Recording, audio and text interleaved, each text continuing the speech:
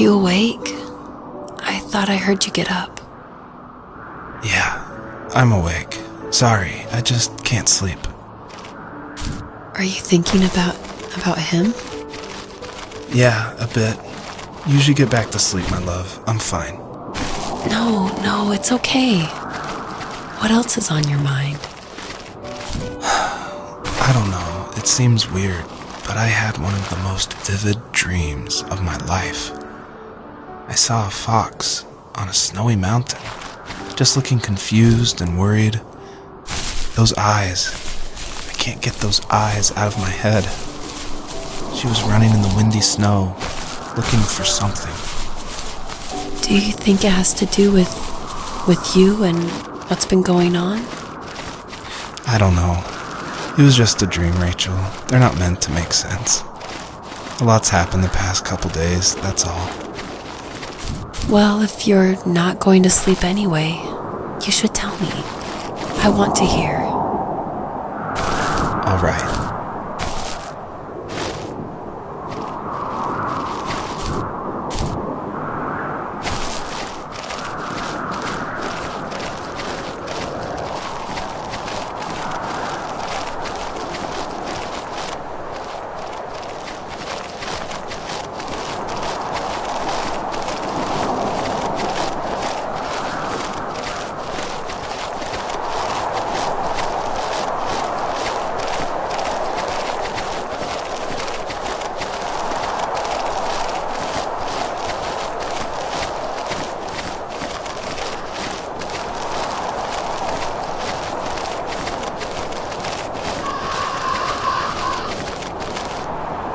So, not far from her home, she followed that path to something unexpected.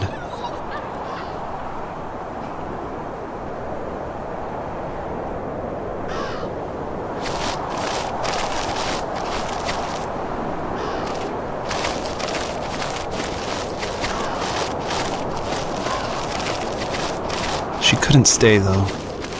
She had to find her other 2 children. So she took that path.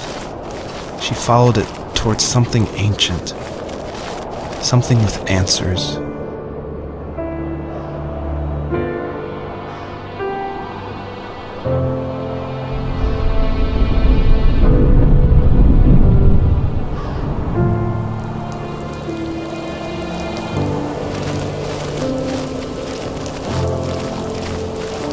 The fox looked high and low, searching for any sign of her cubs. Points of light showed the way to this ancient tree. It was as if each one had a story to tell, all their own.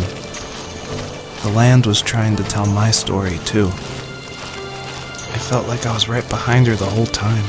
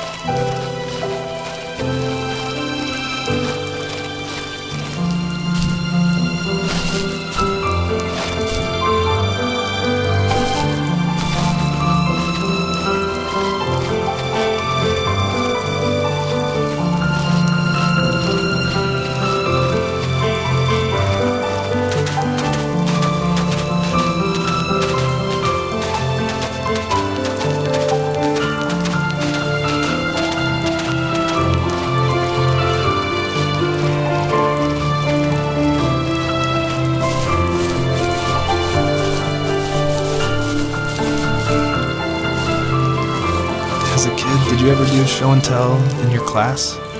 Yeah, I think I only did it once, when I was in the 4th grade. You know how my life was around then. I wanted to show my class what helped pass the time and distracted me. So I brought a dozen paper cranes I had made. I think I told everyone how badly I wanted to be a bird and fly, embarrassingly enough. Don't be embarrassed. Every kid wants to fly. For me, it was another toy from my dad, a wooden boat. I remember guarding it so carefully in my hands as I walked into class. When I sat down, a group of boys immediately made fun of it. They asked which trash can I found it in, or why an ugly log was my favorite toy. When I got up, I didn't even want to tell them my dad had carved it. I said it was a joke gift my friends had given me. Kids can be so cruel. Some of them are. I shouldn't have let them get to me, but it did. It's amazing we bounced back at all.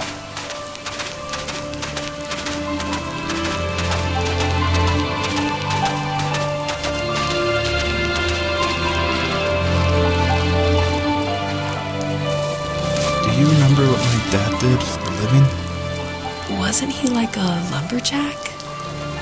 That's one way of putting it. If wood was a canvas, then a carving knife was his paintbrush. Even after working a 50-hour week, even after his hands were more splinters than skin, he would bring home the nicest piece of Alaskan weeping cedar and make me toys.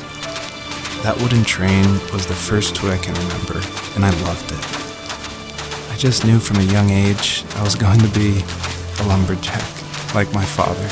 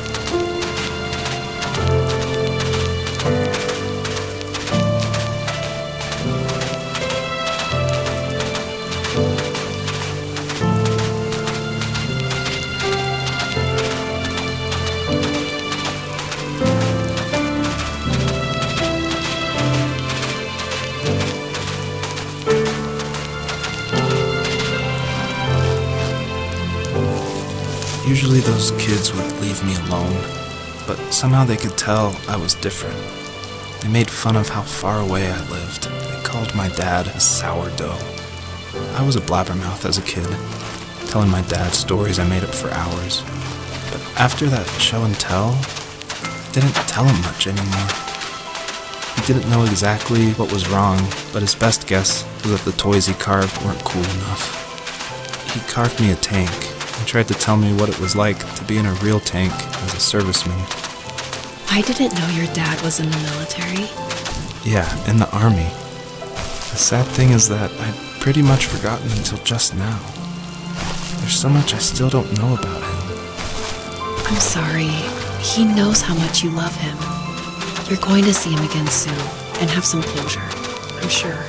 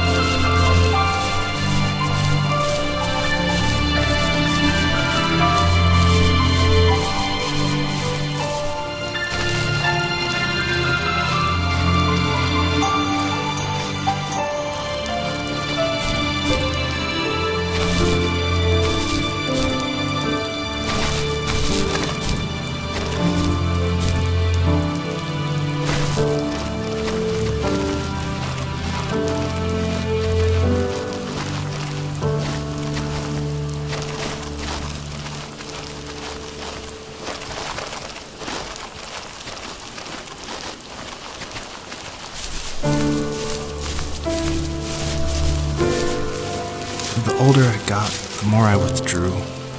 I asked myself, why talk to anybody anyway? Why bother when I'm happy by myself? I started drawing a lot, mostly animals I saw in the woods by my home.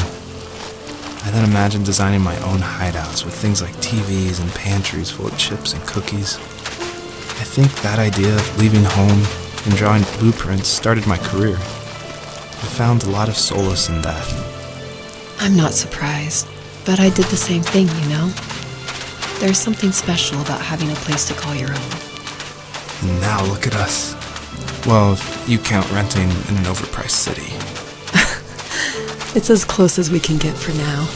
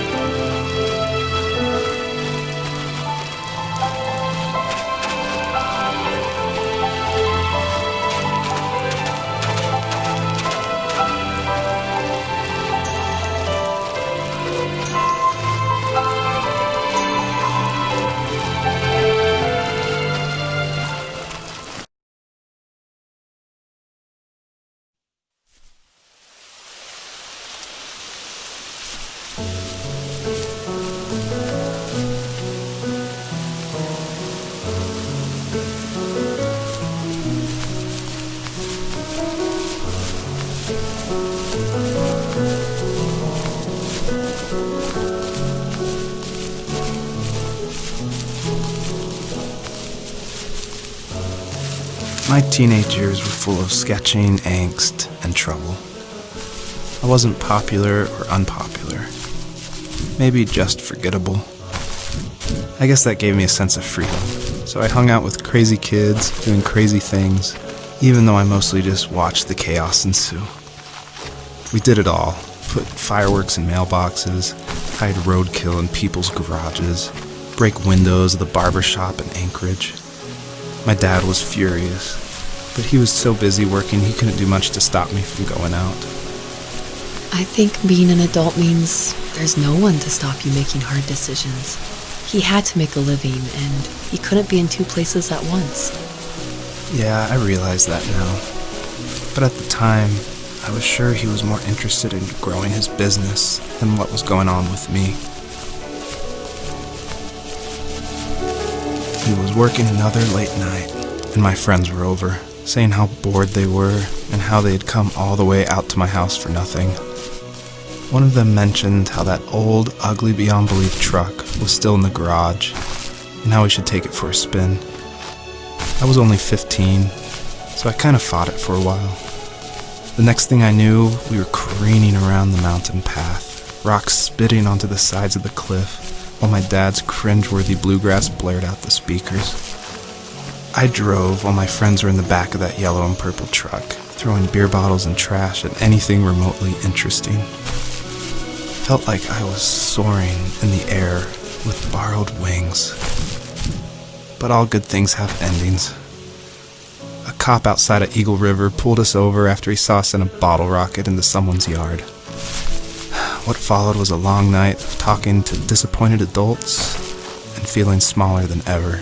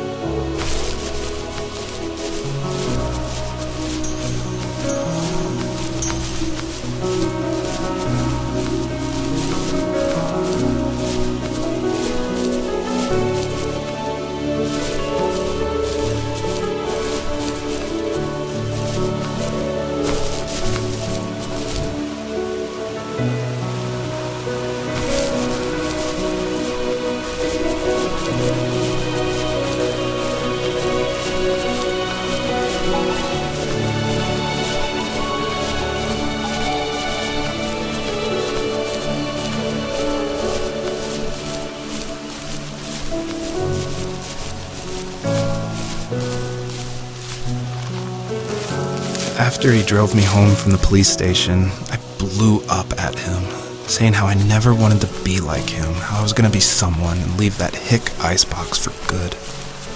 He just looked forward at the road with tired eyes. I took out that bluegrass tape from the cassette deck and chucked it out the window.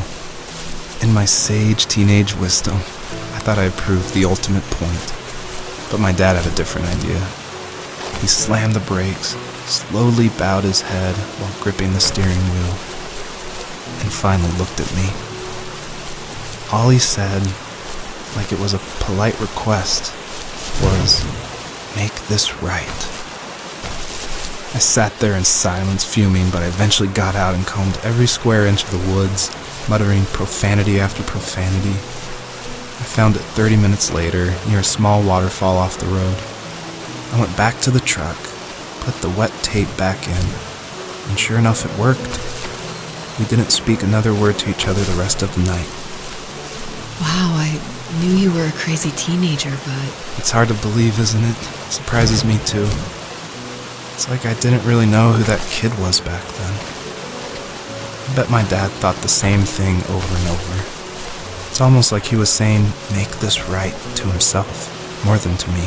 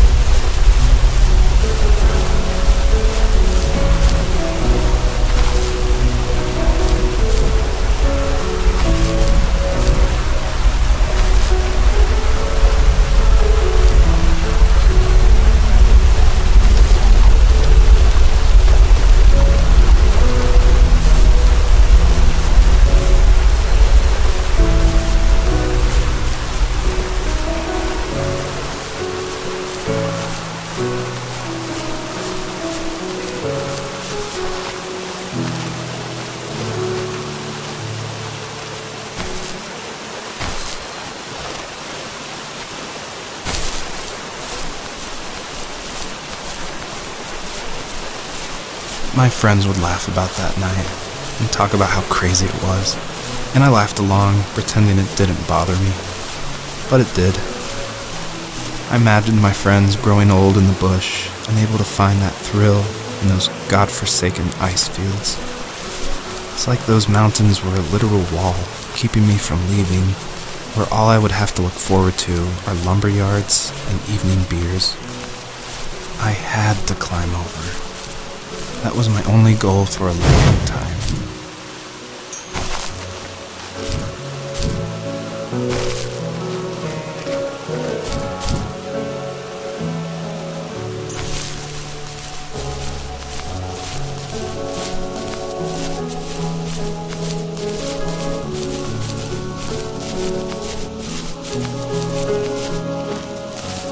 If there was some way I could take my love of drawing and turn it into a way of escape, nothing would make me happier. I wanted to create instead of tearing trees down. I wanted to move to the lower 48, not because I hated it there in Alaska, but I hated the idea of it. It's like all of that spite inside me had created this monster which followed me around my whole teenage years. I put so much energy into doing what others didn't expect of me. Why did I do that? There's one fact you're forgetting, though. If you didn't have that fire in you, we probably would have never met. You're absolutely right. Maybe the destination is all that matters in the end. But then why am I awake? Why am I seeing this fox go on her journey? And why can't I stop thinking about my dad?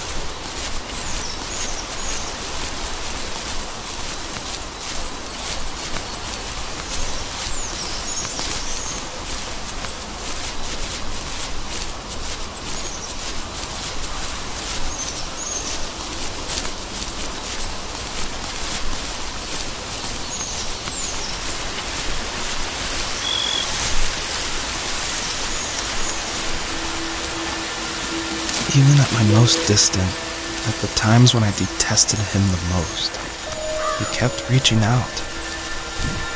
For a year straight, he asked me every week when we were going camping. I thought he was just dense. Eventually, to shut him up, I agreed.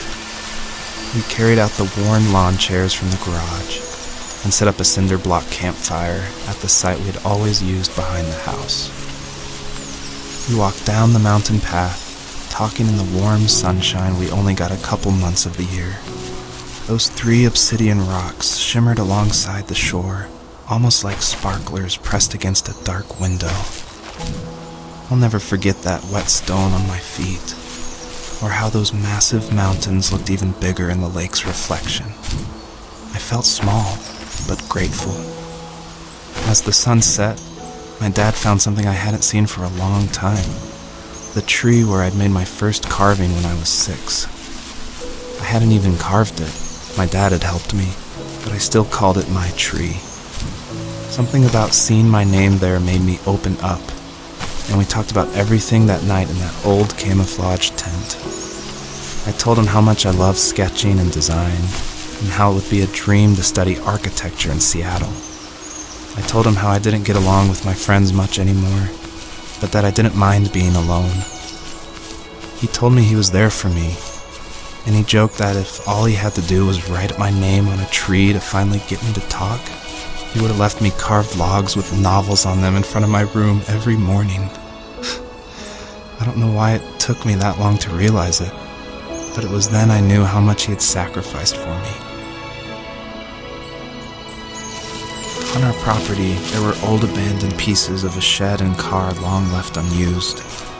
I used to ask him all the time who those people were that left all this junk, and I'm sure he got so tired of hearing it that he made up some elaborate stories how a brown bear ate them and haunted the woods afterwards. What's funny is I think it made those people seem more real, growing up thinking they were still hanging out like they couldn't say goodbye. I used to tell my friends how I could swear I saw spirits move near the water, and that always freaked them out. I guess it didn't bother me, because the way I saw it, they were normal people with old cars and sheds, just trying to figure out how to survive and be happy in the middle of nowhere. It was a cool thought that they didn't want to leave, but I was a weird kid. Well, you had good company since those ghosts liked living in a place where they were brutally devoured.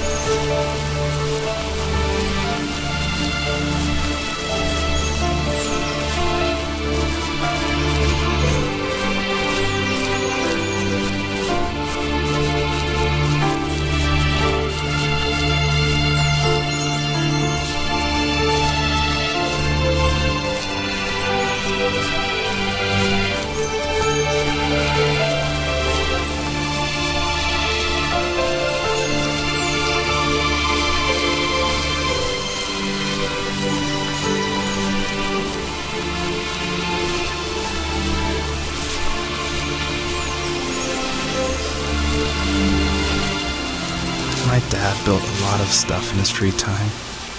If he wasn't watching fly fishing or reading Tom Clancy novels, he was carving something. He made tons of birdhouses. Not that he was into bird watching, but I think he really missed working and adding on to the home. If he couldn't afford the time to build onto our own house, he would have to settle with watching birds move into their little homes. We kept an old mattress in the bed of that ugly yellow truck, so we would drive it deep into the woods and then watch the birds fly into their houses while the sun set. Usually it was accompanied by venison jerky or a cold Coke, but not a lot of talking, which is how we both liked it.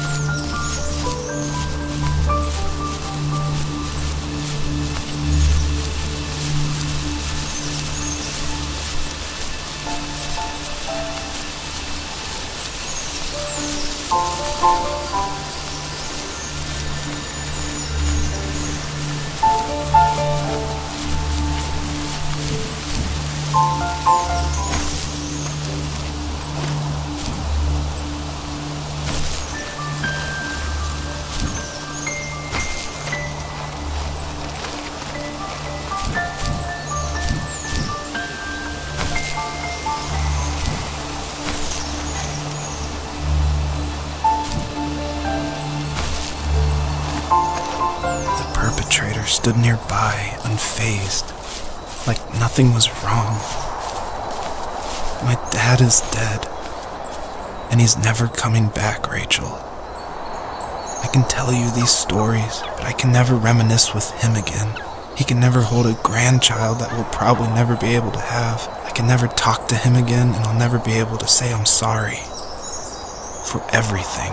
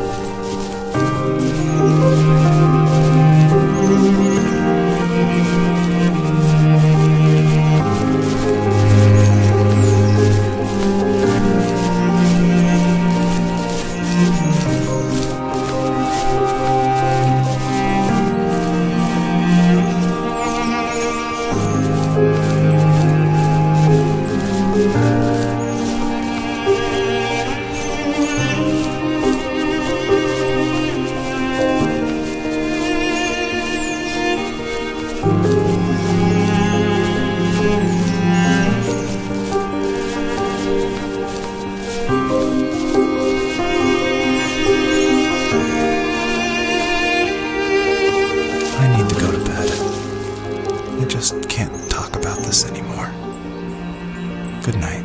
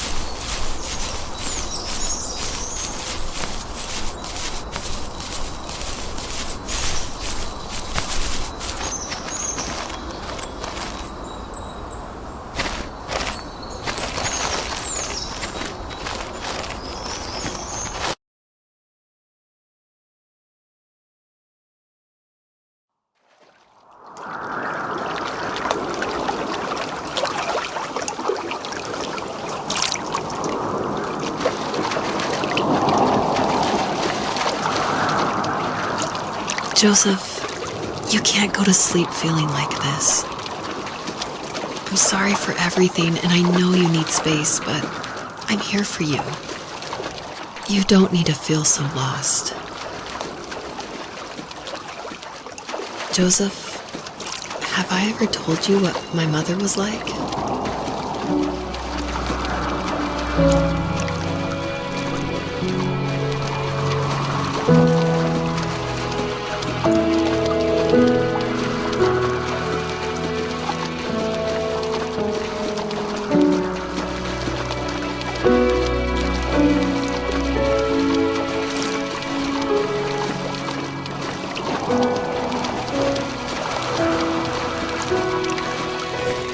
You know what it's like not to have a mom at home. And you know how hard that made my childhood. What helped me was watching the birds in the morning before the school bus came. I thought that my mother was one of those birds, and it made me want to be free like her. My mom taught me how to fold origami cranes while she was in the hospital. So I told myself I would fold one every day until I could fly myself.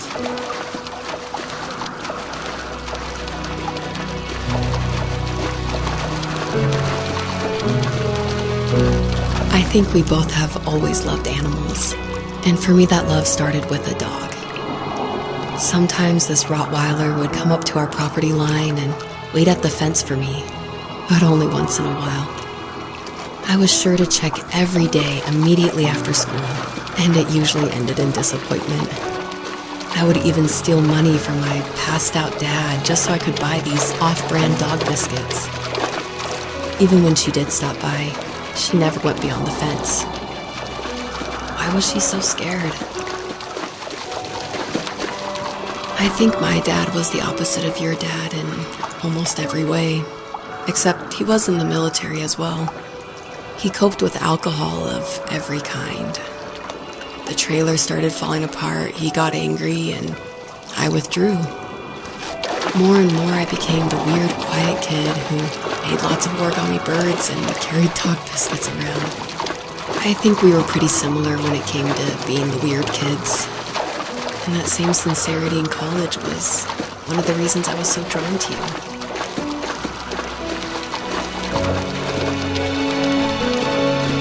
Life got worse and worse. And at one point, I really didn't think I could survive another day with my soul still intact. I had no real friends, let alone neighbors, since we lived in the middle of nowhere. I should have talked to my teacher, but I was scared what he would do if he found out. As I waited for the school bus one morning, I walked around until I found something in an abandoned shed. Something I can't put into words.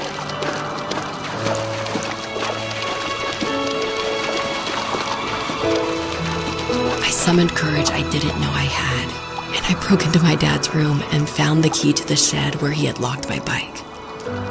I'll never forget that feeling, of the wind rushing by my ears as the sun rose over fields of wheat. I was flying for the first time. I biked as far as my legs could take me until I found a house that felt friendly, and that felt like home. Those strangers helped me in so many ways. And if it wasn't for them, I wouldn't have found my foster family. And if it wasn't for my parents, I wouldn't have met you. You have strength, Joseph, and you're not as alone as you think. It's all just so pointless.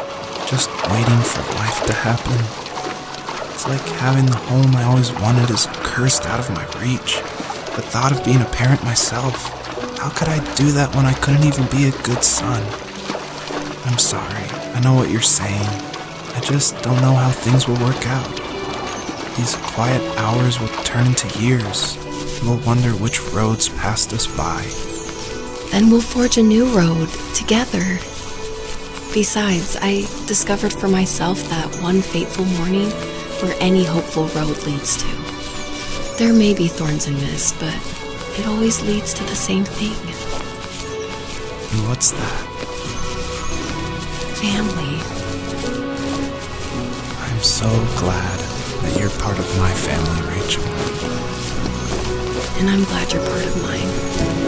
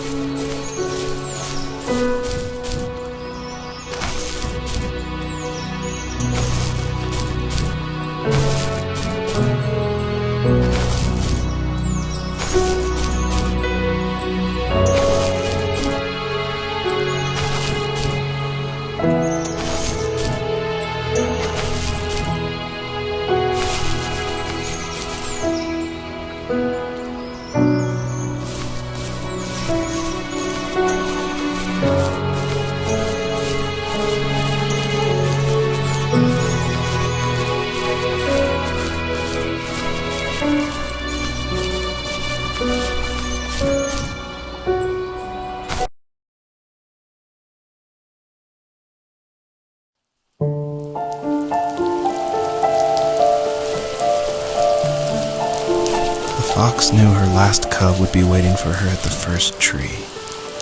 She was almost there. The rain cascaded onto the jade valley where the entrance to the tree was. Life was protected there, because that's where life began. It was now only a mother and a daughter left.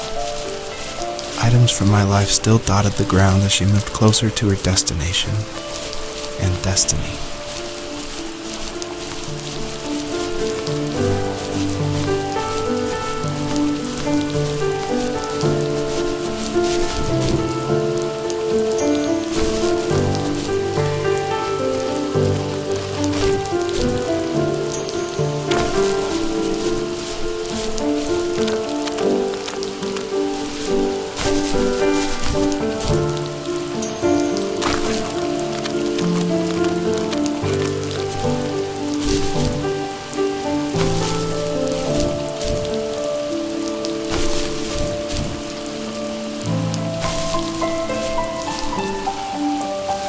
At the end of high school, I felt something I hadn't felt in a long time. Drive.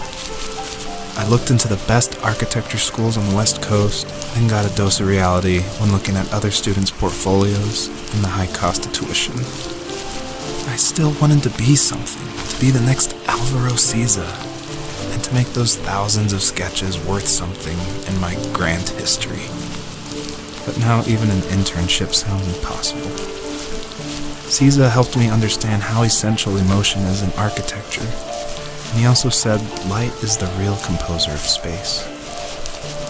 I like to think these glints of light, like not finding a job, or even a strange dream about a fox, are something I should be thankful for, even if the illuminated space is something I'm less than comfortable with.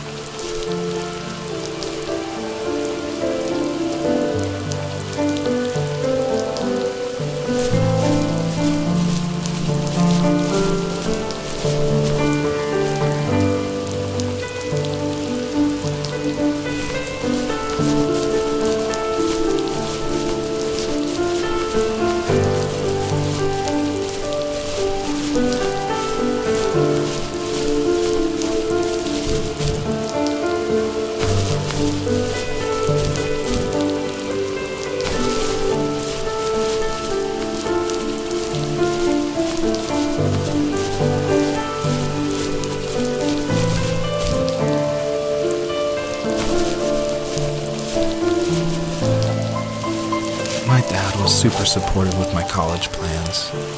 To a point. Things were okay until this terrible accident happened. I guess a forklift flipped over due to a bad axle, and it crushed one of the workers there. My dad didn't eat for days, even though he wasn't directly involved. It devastated him. Not only did it hurt the business, but it just freaked him out. He would talk in his sleep, muttering things about firing people and saying sorry.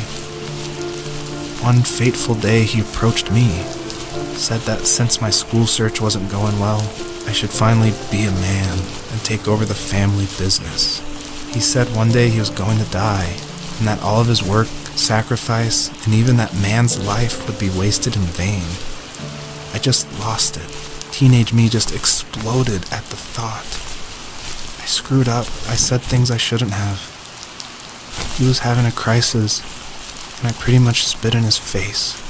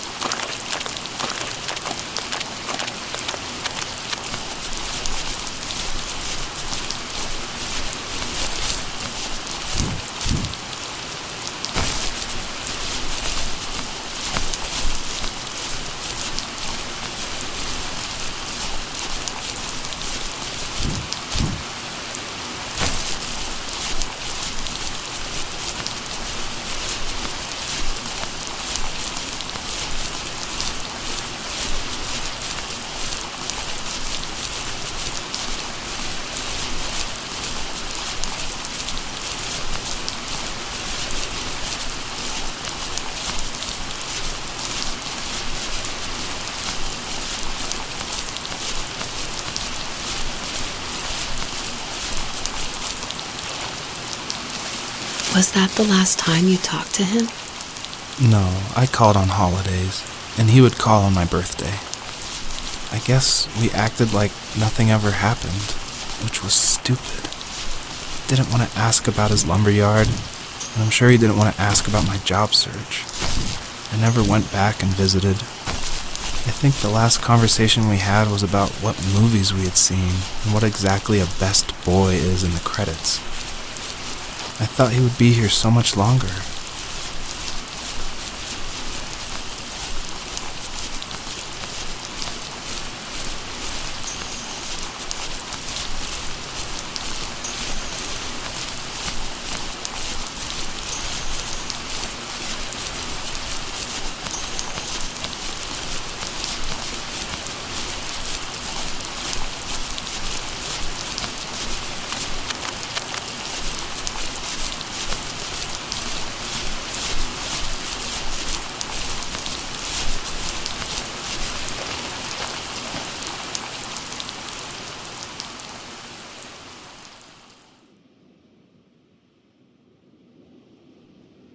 In the distance, the first tree illuminated the wasteland.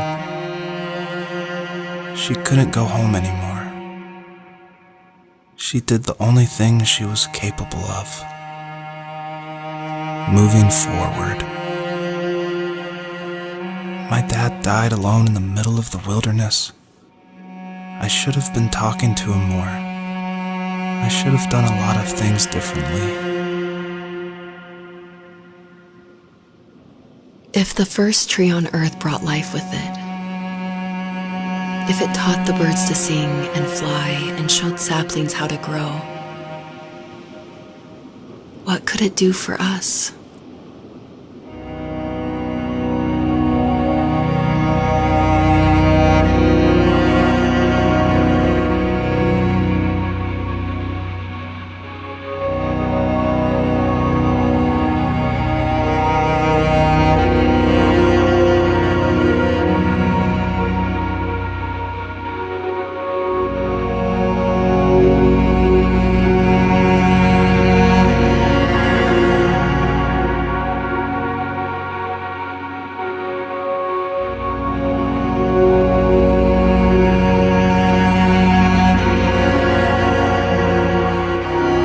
Was a letter I received yesterday from a name I didn't recognize, with a quote I can't stop thinking about.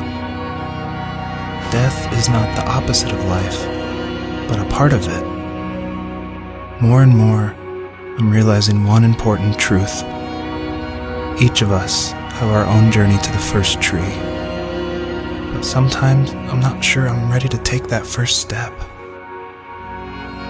You already have my love.